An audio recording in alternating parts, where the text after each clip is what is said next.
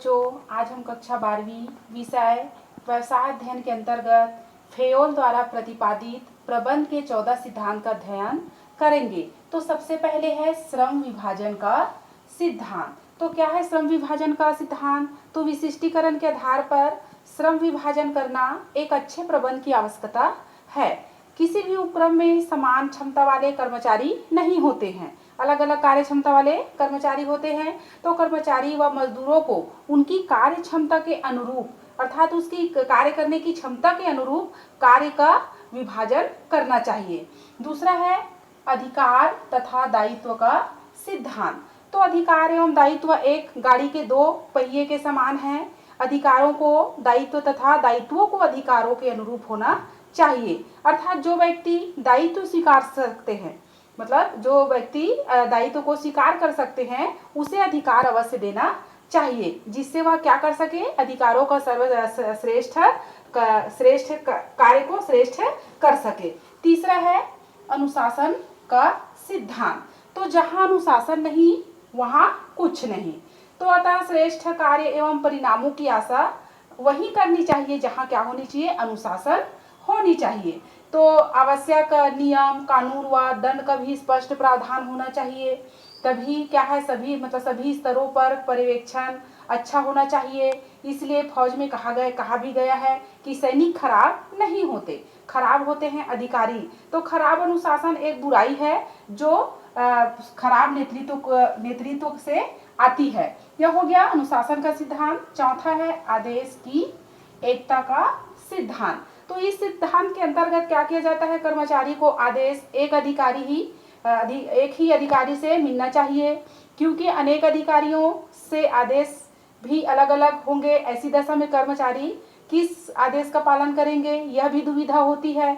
तो अतः कर्मचारी को चाहे वह किसी भी स्तर का क्यों ना हो, आदेश एक ही अधिकारी से मिलना चाहिए। पांचवा है निर्देश की एकता का सिद्धांत। तो कार्य के दौरान कर्मचारी को किसी एक ही निर्देशक से निर्देश मिलना चाहिए, अर्थात मार्गदर्शन मिलनी चाहिए। एक से अधिक निर्देश की स्थिति में क्या होती है, कार्य में रुकावट आती है। छठवा है सामूहिक हितों की प्राथमिकता। तो क्या है सामूहिक हितों की प्राथमिकता? तो फेयोल का मानना भी है कि संगठन में व्यक्तिगत हितों की अपेक्षा सामान्य, मतलब एक व्यक्ति की अपेक्षा सामान्य या समूह हितों पर ध्यान देना चाहिए, क्योंकि सामान्य हितों में क्या होती है, व्यक्तिगत हित निहित रहते हैं। फिर है सातवां कर्मचारियों के पारिश्रमिक का सिद्धांत।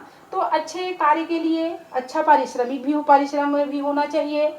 तो इससे कर्मचारियों में क्या होती है, कार्य करने की लगन एवं उत्साह में भी वृद्धि होती है। कुछ अपवादों को छोड़कर अच्छी मजदूरी सदैव क्या होती है, लाभप्रद होती है। तो इसलिए फेयोल ने कहा है कि कर्मचारी के पारिश्रमिक की दर व भुगतान पद्धति क्या होनी चाहिए, संतोषप्रद होनी चाहिए। आठवां है केंद्रीकरण का सिद्धांत। तो उपक्रम में, कहीं भी उपक्रम में हो, केंद्रीकरण की नीति अपनाई जानी चाहिए। विकेंद्रीकरण संस्था के स्वभाव एवं आकार पर क्या होती है, निर्भर होती है।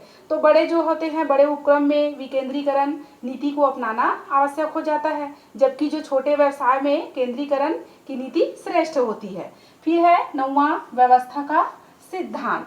तो यह सिद्धांत बताता है कि सामग्री, मशीन, कर्मचारी सभी के लिए एक निश्चित व्यवस्था होनी चाहिए।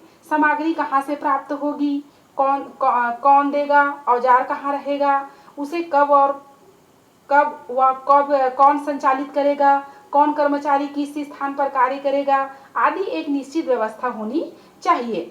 फिर है 10वां समता का सिद्धांत। तो क्या है समता का सिद्धांत? तो इस सिद्धांत के अनुसार कर्मचारियों से समानता व्यवहार करनी चाहिए। कर्मचारियों में सद्भाव, विश्वास, न्याय, उदारता की नीति अपनानी चाहिए। इससे क्या होती है, जो संगठन में शांति बनी रहती है, वह कर्मचारियों में कार्य के प्रति पूर्ण निष्ठा व लगन से कार्य करते हैं। 11वां है स्थायित्व का सिद्धांत। तो क्या है स्थायित्व का सिद्धांत? तो फेयोल ने कहा है कि कार्य की अवधियों में कर्मचारियों में अपनी सेवा अर्थात नौकरी के प्रति स्थायित्व व सुरक्षा की भावना होनी चाहिए। उनको यह खतरा नहीं होनी चाहिए कि कल के दिन हमारा जॉब छूट जाएगा या नौकरी छूट जाएगा। तो इसलिए कर्मचारियों में क्या होनी चाहिए, स्थायित्व होनी चाहिए। फिर है 12वां पहल शक्ति का सिद्धांत। तो इस सिद्धांत के अनुसार प्रत्येक जो कर्मचारी है, अधिकारी है, को प्रत्येक कार्य को सोचकर योजना बनाने के लिए पहल करनी चाहिए तथा आवश्यक सुझाव देने के लिए प्रबंध द्वारा अधिकार भी देनी चाहिए। 13 है पदाधिकारियों में संपर्क श्रृंखला का सिद्धांत। तो इस सिद्धांत के अंतर्गत फ्योल का मानना भी है कि कर्मचारी व अधिकारियों में संगठन में एक स्पष्ट श्रृंखला होनी चाहिए।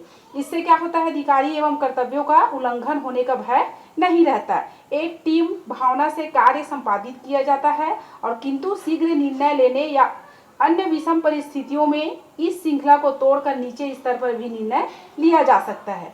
तो व्यवसाय में ऐसे अनेक अवसर भी आते हैं जब तत्काल निर्णय लेने पड़ते हैं, तो निर्णय अधिकार में लोच भी होना चाहिए। सोपान श्रृंखला में समान स्तर के कर्मचारियों के मध्य ही संपर्क स्थापित किया जा सकता है। फिर है 14 सहयोग एवं सहकारिता का सिद्धांत। तो क्या है सहयोग एवं सहकारिता? तो इसमें आपसी सहयोग